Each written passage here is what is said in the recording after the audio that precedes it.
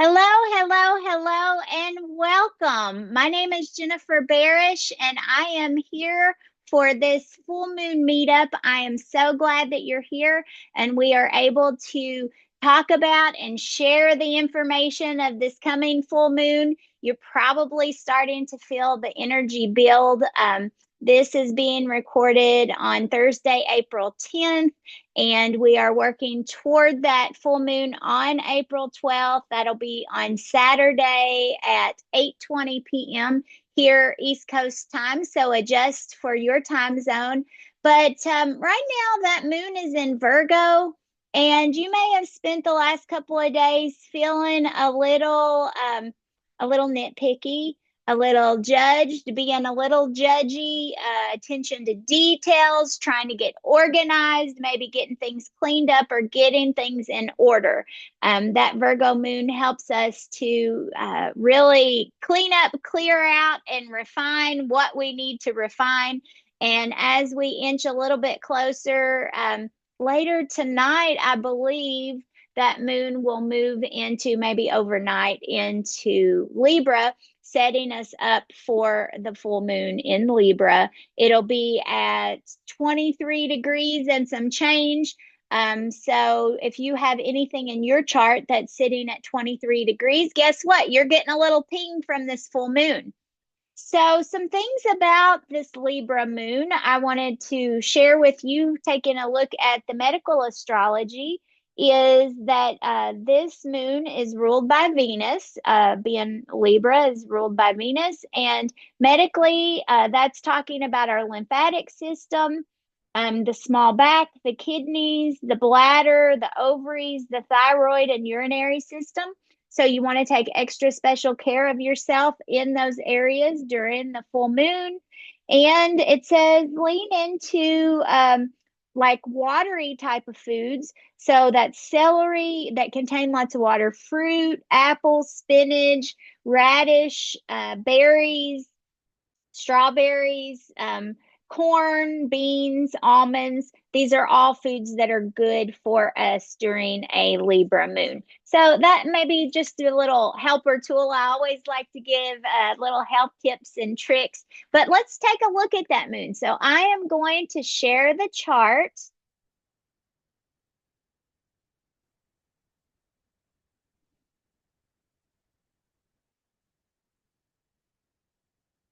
So hopefully you can see. Let me change that. I want that to be, there we go. I wanted you to be able to still see me on the screen, but to be able to see the chart of this full moon. And notice the first thing that I see is that we have this big rectangle in here. This is called a mystic rectangle. Uh-oh, didn't mean to do that. This is called a mystic rectangle, which gives kind of a extra little flavor of magic, of having a gift, having a talent for something, of being soothing. Now, I won't say this is necessarily a soothing moon, but there's something here that offers possibly some healing. So, one thing that we look at when we're reading charts is where do we see patterns and where do we see trends, things that show up in multiples. And so, seeing that rectangle in the chart that moves from Mars to Pluto to the nodes, this indicates, along with our sun in this chart, being conjunct or holding hands in the sky with the asteroid Chiron. And Chiron is all about healing. It's also about wounding. You've heard Chiron called the wounded healer, but Chiron was also a medical person, thought of like a doctor, and has medicine and healings and ways of being able to care and do holistic health and taking care. So a person who would have a strong Chiron influence, for instance, a baby who might be born on this full moon, has some healer energy built in because of this chart showing both the Chiron and this mystic rectangle here. So let me look at my notes a second, something I wanted to say. So Chiron is that healing, it's that holistic health influence. And Chiron in Aries, now the Aries quality is taking care of the self. So I think there's an element of doing some self-care in this chart or needing some self-care. Maybe you've been fired up about something. We've got a lot of fire in the sky here, right here, with Neptune having just went into Aries. And it may be that you're feeling a little burnout, a little tired, a little worn from such a busy time. And this full moon is saying, yeah, we need to go take a bath. We need to listen to some soft music. We need to maybe go get a massage or have a Reiki healing session or go to a yoga class and do some meditation. Somewhere in here, this chart is asking for some remediation, some rest, some healing.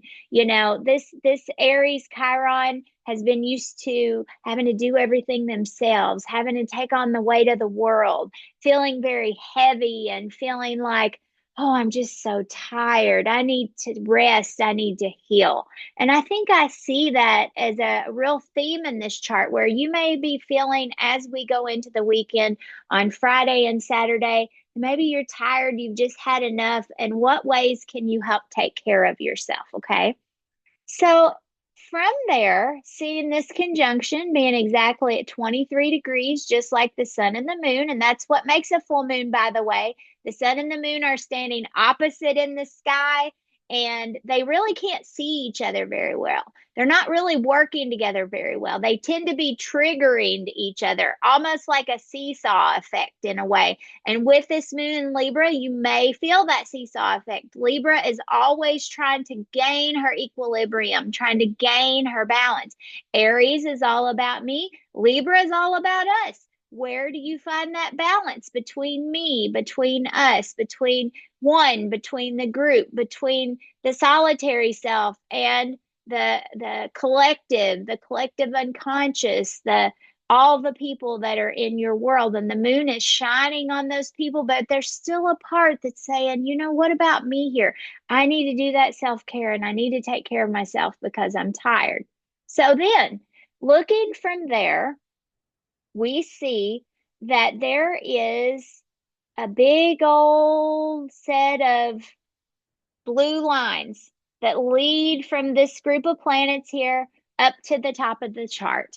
This is Mars. Mars is in Cancer. Mars was in retrograde at the first part of the year. Mars is now direct.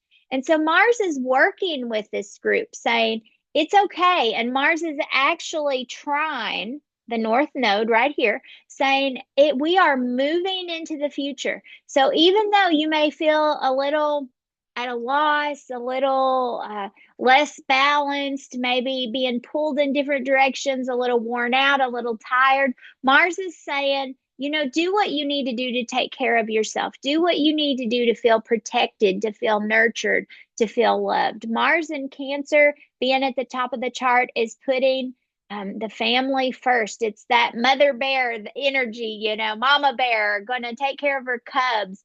This could be your mother, even. Maybe you're feeling, I need some extra nurturing, and it's time to call mom. It's time to call those mentors, or your aunt, a teacher, someone who feels like mom. Very much feeling that feminine influence, Mars and that feminine influence coming through to have a little hit with the North Node and saying, the doors are opening. It's time for us to think about the future. It's time to think about where we're going next and what we're doing next. And Mars is talking to those nodes. Mars is saying, always consider yourself and what your needs are. You have to put the oxygen mask on you to rescue yourself before you can take care of all the other people. So other things that I noticed here, along with these blue lines right here, is that we have Uranus also talking to the nodes. So not only is Mars talking to the nodes of the moon now, but we have Uranus talking to the nodes just as strongly, only just a few degrees from being exact to a 2 degree orb there, which is still pretty strong. And so when Uranus is talking to the nodes, Uranus is bringing insight, she's bringing liberation, she is shifting something. So something that was stuck now is being allowed. You are being allowed to make a move, to make a change. There's movement here, there's freedom, there's an unsticking. Uranus in Taurus right here is ruled by Venus. Okay. And so let's think about this. Venus is also ruling the moon. So Venus is a big player in this full moon. So I want you to think about Venus qualities. And Venus is actually down here in the fifth house. She's exalted right now in the sign of Pisces. In the fifth house, it's leaning into our creativity. It's leaning into our passions. It's leaning into manifesting something. It's very fertile. So, what are you birthing in a way? What are you bringing to life? What are you trying to create? And with her talking to Uranus, it might be something new. It might be shocking, surprising. You might get an epiphany about something and say, oh, yay, I need to go do this. There's a new opportunity. Something new is coming up for you. One more piece. We have this really neat little pink line here between Pluto and yes, again, Our Lady Venus. And that again, that is a magical aspect called a septile. It's the seventh harmonic, and it has to do with destiny and fated events and something that's just going to happen that you may not have any control over. And it's not bad, it's just kind of karmic. It's a turning point, there's a redirection. So, with this full moon, we need to take care of ourselves. We need to do our self care, lean into Venusian things. It might be time to redecorate. It might be time to work in your flower garden. It is spring after all the ways that we bring Venus to life, all the beautiful environment, getting out in nature, feeling all the Venus vibes coming through. And with Pluto, it's saying there's going to be a shift. And Uranus is saying something new is coming in. And Mars is saying it's okay to take a leap. So take care of yourself, be brave, don't be afraid, and enjoy what you're creating during this next cycle between this full moon in Libra and then the next full moon, which will be in Scorpio, which will be completely different next month when we get into May. But that's kind of a synopsis of the full moon. And one more note is if you get into the symbolism or the Sabian symbols with Mark Edmund Jones, the Sabian symbol for this moon is called a third wing on the left side of a butterfly. So I want you to imagine that. What would a butterfly with three wings on the left and two wings on the right look like? Maybe a little different, maybe a little wonky, maybe trying to find the balance, but also original, unique, distinctive. And the word potentiality comes up. So find your potentiality, friends. Be that five-winged, three on the left, two on the right butterfly to be able to fly in your own unique way through your own creation, through your own manifestation. This is a really great moon. It may feel a little bit stressful. Take care of yourself first. Put that oxygen mask on you. Take care of your adrenals and all those organs that I listed.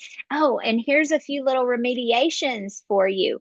So, gemstones that would be good for this month and for this full moon are things that are green, like emerald and jade and opalite, and aventurine is kind of a bluish type of stone.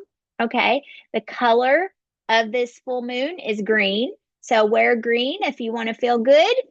And then essential oils, we're going to lean into Venusian scents. Jasmine, geranium, and rose would be very nice during this full moon. Even a little frankincense, possibly a little peppermint would be nice.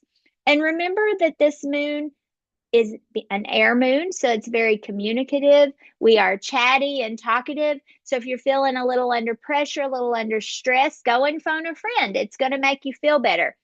This is an air moon, and that air is both hot and it's moist. So you may need things that help you to cool off, okay, and to dry you out just a little bit.